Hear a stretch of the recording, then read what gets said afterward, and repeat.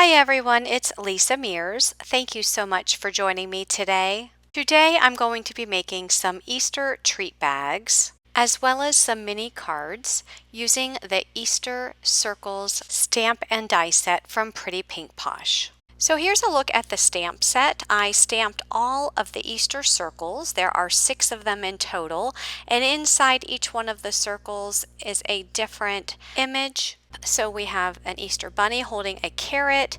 There's an Easter basket with some eggs. There is a flower. There's also 3 sets of Easter eggs, which my hand is covering that one up, but you'll be able to see it here in a moment. And there's also a chick with a cracked Easter egg, and there is also a flower bouquet at the very bottom. I think these images are so adorable, perfect for your Easter or your spring cards. You can actually use these stamps with the matching dies to cut the circles out like I did in my project today, and use the circle image with the cute little image inside, or if you wanted to fussy cut out the images inside and not have that circle along the outside. So that's an option too. You can actually take all of these stamped images like the Easter bunny or the Easter eggs or the Easter basket and make a cute little scene by just fussy cutting those images and making a cute little card with those images.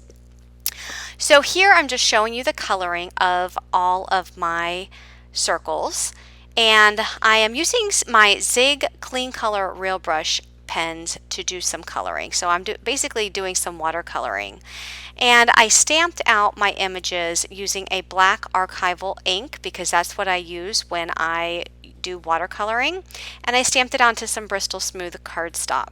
I will have a list of all of the colors that I used in the corresponding blog post. So if you're interested in these colors, you can check that blog post out. So basically what I'm doing for most of these images is I'm using one color. So for example, for this flower, I used the fluorescent pink color, and then I came in with the blender and just blended that color out. Now if you happen not to have the blender marker, you can always come in with a paintbrush with some water on the tip, or a water brush, and blend the color out with water. But by using the blender, I don't need to add water because the blender will blend the colors without the water. So I'm moving on to the Easter chick, and I'm just outlining that chick with the lemon yellow Clean Color Real Brush pen, and then I'm coming in with the blender and just blending that color towards the middle. And then I'm going to come in with the fluorescent pink. I'm going to outline that Easter egg, and then I'm going to take my blender and I'm going to blend that color out.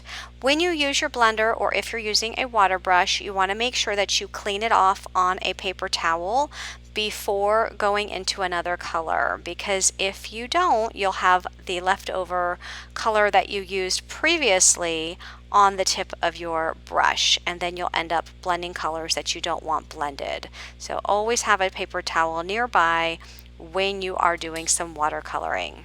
Notice that I also created a little scene background on these stamped images. So I added some green to the bottom to make it look like the egg is in the grass, and then I added a blue sky just by using the light green marker for the grass and the light blue marker for the sky. Now if you didn't want to add that background coloring, you certainly don't have to. You can leave it white.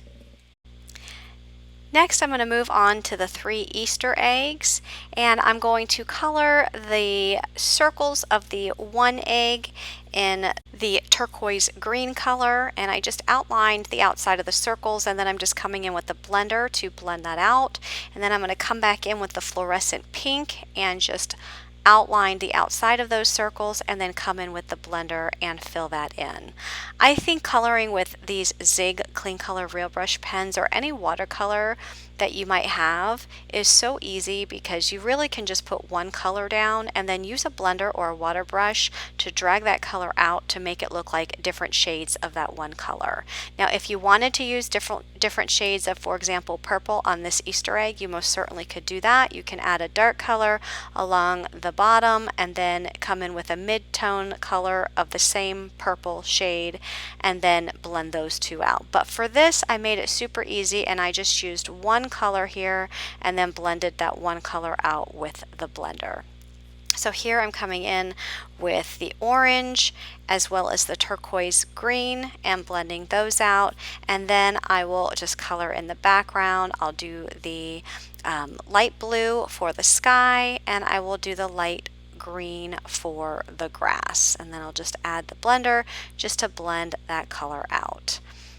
And then for the last one, which is the Easter basket, I just outline all of those sections of that Easter basket with the mustard color, and then I come in with my blender and I just blend that color out.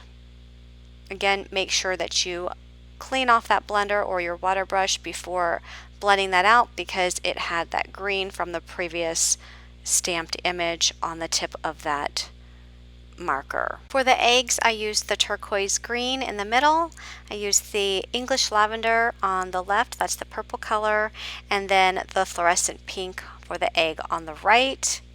I also used orange and lemon yellow for the bow, and I added a dot of the fluorescent pink in the center, and then I'm just adding the grass, and then I will add the sky. Notice I also filled in the inside of that Easter basket so that it looks like the sky is behind it. Finally, I come in with a white gel pen and just add some accent colors to the Easter eggs. It's a little bit hard to see on camera, but I do put some accent marks there on the 3 eggs, and then I also come in with the flower and add a few accent marks on those petals. So here's a look at the matching die set. This die set is actually 3 parts, and this circle is used to die cut the stamped images. And I'm going to go ahead and take my wire cutters and just cut this circle off of there, and then cut out the middle circle that's inside of the larger fancy die. The middle circle has a stitched line that goes around the circle. And then you also have this label die that has stitching on it as well. So I go ahead and use this smaller circle die, and I die cut all of those circles. And I also took the stitched circle and die cut a piece of solid yellow cardstock. And then I took a piece of pink cardstock and die cut this label die. So you can see the stitching on that. It's so pretty. So here's what this would look like layered together. So you can see that the stamped image, the circle is slightly smaller than the stitched circle, and those would just layer just like that. Isn't that super cute? So next I'm going to create the bag topper for my Easter treat bags. Now I'm using a stencil and just stenciling some polka dots on my blue cardstock. This is the Pretty Pink Posh mini polka dot stencil, and I'm just using some white pigment ink to stencil on some of these white polka dots. And I chose to use this stencil because I wanted to have a very delicate pattern for my bag topper. So my cardstock measures 3 1/8 by 4 1/2, and then once I have that all stenciled up, I'm going to remove the stencil. You can see how pretty that is, and I put it in my scoreboard along the 4 1/2 inch side, and I just score it at 2 1/4, and then I fold that paper in half at the 2 1/4 inch score. So now I'm going to put these bag toppers together. I'm going to go ahead and layer on my stamped circle image. I chose to use the Easter basket here, but you'll see that I use all of them for several different bags. And then just layer that onto the yellow circle, and then layer that onto the label, and then I will add the label to the front of the stenciled topper that I just created. I'm going to stamp out a sentiment that says Hoppy Easter. This sentiment is from the Easter Signs stamp set, and then I just cut that out with my scissors, just fussy cut it out, and then I attach it with some foam to my label. And here I have some Easter grass. I'm just cutting it up so that it doesn't have any really long pieces. And I have these little Ziploc bags that measure 3 inches wide. So I just fill the bag with the Easter grass, push that grass all the way to the bottom, and I picked up some chocolates. They are wrapped chocolates, and I just put a couple of them in the bag, and then I will close that Ziploc up, and then I'm going to use some double-sided tape and just put some double-sided tape on the inside bottom and on the inside top of that label that I created, and then I'm going to add my Ziploc bag filled with the treats and close that up. Isn't that adorable? This is a perfect idea for children at Easter time. You can even make a bunch of these to give out to friends and family, as well as coworkers, just to let people know that you're thinking of them at Easter.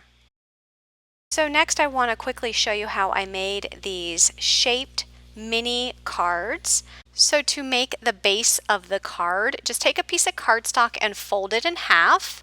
Once it's folded in half, I just take my bone folder and press down that fold so it's folded really well, and then take the larger label die and just put it slightly above the fold in the cardstock, and add some washi tape just to hold that down, and when you run it through your die cut machine, it will come out and you will have a shaped card. Notice though that the top of the card base is flat, and that's from where you had the die extending beyond the edge. So to fix that, just take the label die again and die cut another piece of the same color cardstock, and that will just go right on top so that you will have a complete design on all four sides. And that's how you make the shaped card. So then you just need to add your circles and then add the circle to the individual label die cut. So I'm going to add that there, and then I'm going to add that to the card base. And then my card is complete, but I will go ahead and add a sentiment to the front. The sentiment says Easter greetings, and that's also from the Easter wreath stamp set. If you are interested in any of these products, please check the description box below, as there will be links to the products featured in this video. So I hope you enjoyed my video today. If you did like this video, please click that thumbs up button, and be sure to subscribe to my YouTube channel and turn on your bell notification so that you'll be notified every time I release a tutorial. Thanks so much for watching and have a great day. Bye-bye.